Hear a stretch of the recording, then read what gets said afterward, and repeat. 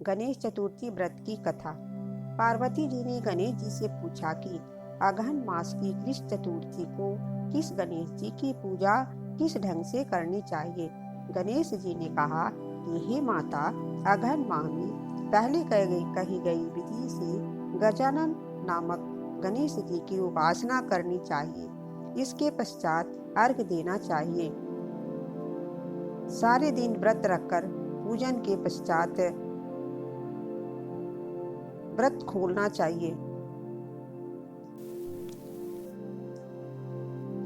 पार्वती जी ने गणेश जी से पूछा कि अगहन मास की कृष्ण चतुर्थी को किस गणेश जी की पूजा किस ढंग से करनी चाहिए। गणेश जी ने कहा कि हे माता, अगहन माह में पहले कही गई विधि से गजानन नामक गणेश जी की उपासना करनी चाहिए। इसके पश्चात अर्घ देना चाहिए। इस बारे में हम तुम्हें एक पुरानी कथा सुनाते हैं। पुराने समय में त्रेता युग में दशरथ नाम के एक राजा थे। वे राजा शिकार करने के बहुत शौकीन थे। एक बार भूल से उन्होंने श्रवण कुमार नामक एक ब्राह्मण का शिकार करने में वध कर दिया।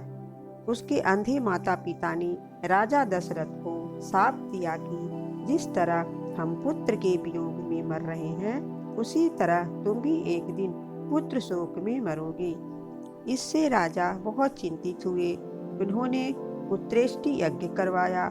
इस यज्ञ के कारण जगदीश्वर श्री राम ने 4 भुजाओं वाले रूप में अवतार लिया और लक्ष्मी जी सीता जी के रूप में पृथ्वी पर अवतरित हुई। सीता की आज्ञा प्राप्त कर भगवान राम ने सीता और लक्ष्मण सहित वन में खरदूषण आदि राक्षसों को मारा। इससे क्रुद्ध होकर रावण ने सीता जी का हरण कर लिया। सीता जी के हरण होने के दुख से भगवान राम ने पंचवटी को छोड़ दिया और ऋष्यमुख पर्वत पर जाकर सुग्रीव के साथ मित्रता कर ली। इसके पश्चात हनुमान आदि वानर सीता जी की तलाश करने में लग गए। ढूंढते ढूंढते वानरों ने गिद्धराज संपाति को देखा। संपाति ने इन वानरों को देखकर पूछा कि तुम कौन हो? इस वन में कैसे आए हो? किसने तुम्हें भेजा है? संपाति के ऐसा पूछने पर वानरों ने कहा कि दशरथ जी के पुत्र श्री भगवान राम जी, सीता जी और लक्ष्मण सहित दंडक वन में आए हैं। वन में उनकी पत्नी सीता जी का हरण कर लिया गया है। हे मित्र, हमें पता नहीं कि सीता जी कहाँ है। यह सुनकर संपाति ने कहा, तुम सबकी रामचंद्र जी के सेवक होने के कारण हमारे भी मित्र हो।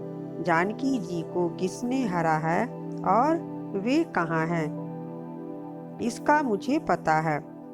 सीता जी के लिए मेरे छोटे भ्राता जटायु ने भी अपने प्राणों की बलि दे दी है। भगवान श्री राम जी को स्मरण कर जटायु ने अपने प्राणों को छोड़ा है। यहाँ से कुछ दूरी पर समुद्र है, जिसके उस पार राक्षस नगरी है। उस नगरी में शीशम के वृक्ष के नीचे सीता जी बैठी हुई हैं। रावण द्वारा हरण की गई सीता जी मुझे अभी भी दिख रही हैं। मैं आपको सत्य बता रहा हूँ, समस्त वानरों में केवल हनुमान जी ही परम बलशाली हैं, इसलिए उन्हें वहां जाना चाहिए। वे ही अपने बल से समुद्र को पार कर सकते हैं, अन्य कोई इसको पार नहीं कर सकता। संपाति की बात सुनकर हनुमान जी ने पूछा कि हे संपाति, इस विशाल समुद्र को मैं कैसे लांघ सकता हूँ? जब यह सब वानर समुद्र को पार नहीं कर सकते, तब मैं अकेला समुद्र को कैसे पार कर सकता हूँ? हनुमान जी की बात सुनकर संपाति ने कहा कि हे सखा, आप संकट नामक गणेश चतुर्थी का व्रत करें। इस व्रत के प्रभाव से आप कुछ ही क्षण में सागर को पार कर लेंगे। संपाति के कथनानुसार हनुमान जी ने संकट चतुर्थी के सुंदर व्रत को किया। हे अचल सूते, इसके प्रभाव से हनुमान जी कुछ ही क्षण में सागर को लांघ गए। इस संसार में इस व्रत के समान अन्य कोई व्रत सुखदायक नहीं है।